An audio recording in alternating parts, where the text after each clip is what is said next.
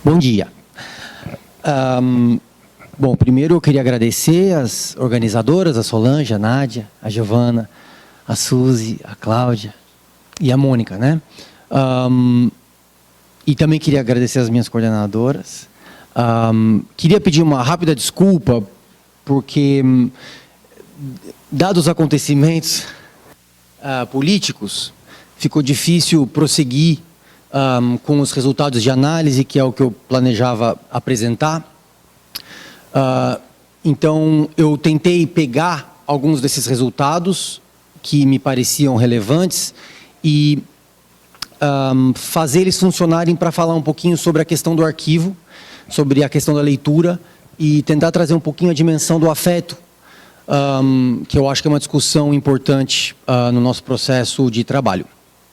Então, vamos lá.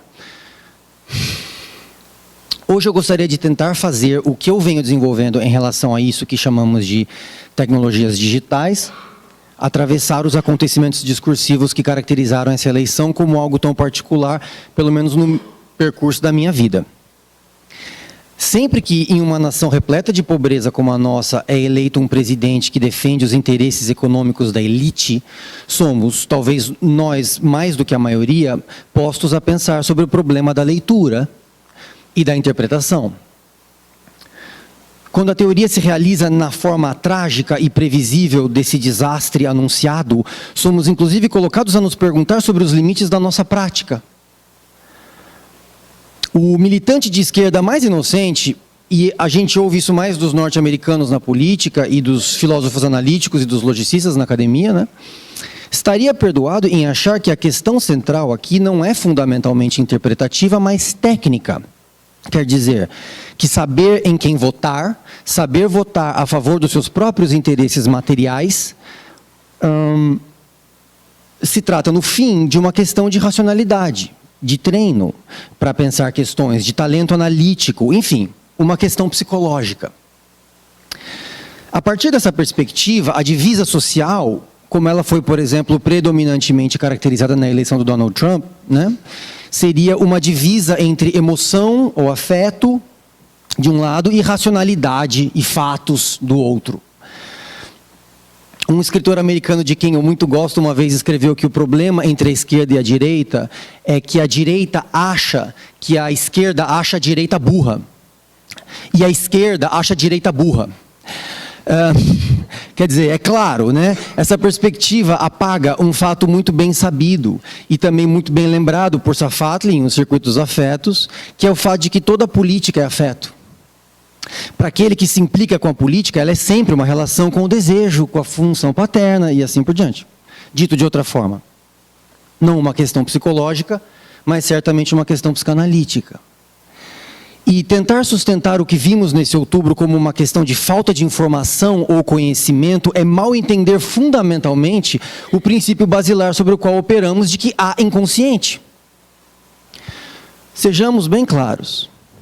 O que se produziu em todos nós durante o nosso processo de educação e que se operacionaliza nas escolhas políticas que fazemos, não foi nunca um aumento na quantidade de conhecimento que retemos ou em nossa capacidade de processar informação.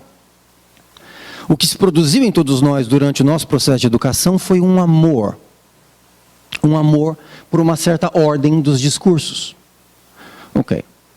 Foi o amor por essa ordem, por essa lei, por esse reconhecimento fundamental do que pode e do que deve ser dito, que foi colocado na mira de certos ataques discursivos nessas eleições. Podemos dizer, com todas as palavras, terrorismo.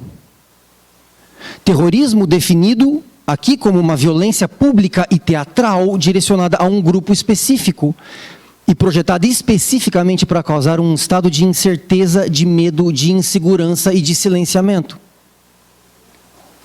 Vamos enunciá-lo para que fique claro.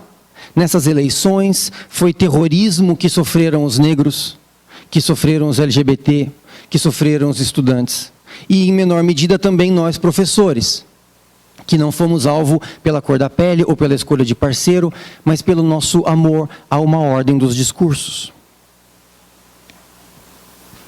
As especificidades desse amor, que tem traços do jeito que a gente ama os nossos pais, que se confunde com as nossas próprias aspirações e identificações, que aparece nos nossos sonhos, enfim, faz com que o esquecimento funcione e que nos diga, ao assistir o trabalhador votando pelo seu inimigo, que se trata de uma falta de bom senso, de uma falta de educação, de uma falta de esclarecimento.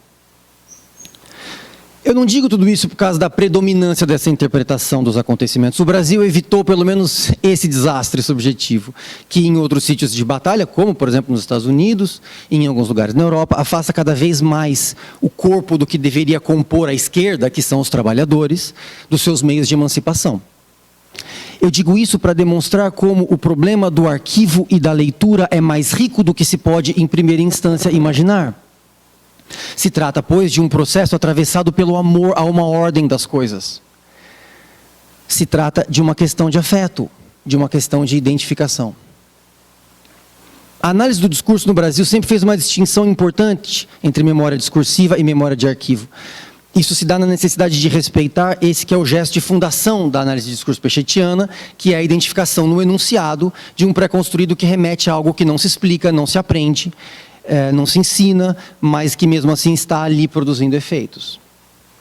E, entretanto, isso nos apresenta com um problema, porque como as tecnologias digitais vêm demonstrando, os modos de funcionamento do arquivo fazem com que ele próprio produza também uma espécie de esquecimento, que foi o que foi desestabilizado pelo advento dos arquivos digitais, como você veio demonstrar. Há 2 anos atrás, eu vim aqui nessa mesma mesa e eu falei sobre como o que chamamos de arquivo não é de fato uma coisa só, mas duas, que funcionam sobre o efeito de unidade produzida pelo esquecimento da espessura material do seu dispositivo. Hoje nós temos a evidência disso. Deixa eu me explicar. Passa um slide só. Eu trouxe aqui essa conversa que eu participei do grupo dos acadêmicos durante as votações, né? Eu não trouxe para análise, mas eu trouxe como exemplo de uma coisa que muitos aqui devem ter experimentado, que é uma das professoras contando a história de como que ela foi colocada num grupo e não sabe se esse grupo é realmente um grupo do Haddad ou se é um grupo falso, porque agora estavam criando os grupos falsos do Haddad para poder justificar que todo mundo tinha grupos falsos e ela não sabia o que fazer, e para quem que denuncia, porque não tem... Quer dizer, é isso, né? Veja, o arquivo sempre foi pensado como esse lugar do acúmulo, o lugar, né, entre aspas, o campo de documentos disponíveis e pertinentes sobre uma questão. Entre aspas, certo? Entre aspas. Esse acúmulo empírico, entretanto, é fruto de um gesto de publicação que parte de uma instituição legitimadora. Os arquivos são historicamente exclusividade dessas instituições. Não só isso, exclusividade e responsabilidade das instituições, pois a relação é interdeterminativa. Os discursos se legitimam pelas instituições, mas elas se sustentam pelo funcionamento dos discursos. Então, as instituições que produziam certos campos do que se deve saber eram as mesmas que produziam os sistemas de circulação desses saberes. Ok? E por essa razão não foi possível até agora notar que uma coisa não é a mesma que a outra. Com o advento da internet e todos os modos de comunicação que ela implica, a exclusividade de produzir arquivos se tornou uma coisa do passado. E agora vemos como a instância da circulação produz os seus efeitos no sentido. Como podemos vê-lo? No fato de que esse enfraquecimento da voz institucional, que faz possível com que o sujeito acredite que a Terra é plana, veja, discurso científico, ou que o Fernando Haddad tem uma Ferrari de ouro, veja, discurso jornalístico, ou que o criminoso ex-presidente Lula está finalmente preso, veja, discurso jurídico. Tudo isso é justamente um enfraquecimento do direito exclusivo de produzir arquivos. Ficamos todos nós desnorteados. E é importante entender que, de acordo com as fórmulas de comanda-demanda e da relação superinfraestrutura estabelecidas no âmago do materialismo histórico, essa exclusividade não será jamais recuperada. Esquecemos que os arquivos não eram somente os porões onde se acumulavam os discursos, porque os porões também são onde as colunas que sustentam o edifício estão. Na organização dos dizeres estava inscrita desde o começo, em segredo, a ordem dos discursos. Mas Péchet não esqueceu. Se foi, mas deixou o aviso. de que deveríamos nos preocupar com essas questões de técnica, de como se produzem os arquivos, pois ele sabia que há, entretanto, fortes razões para se pensar que os conflitos explícitos remetem em surdina a clivagens subterrâneas entre formas diferentes de ler o arquivo.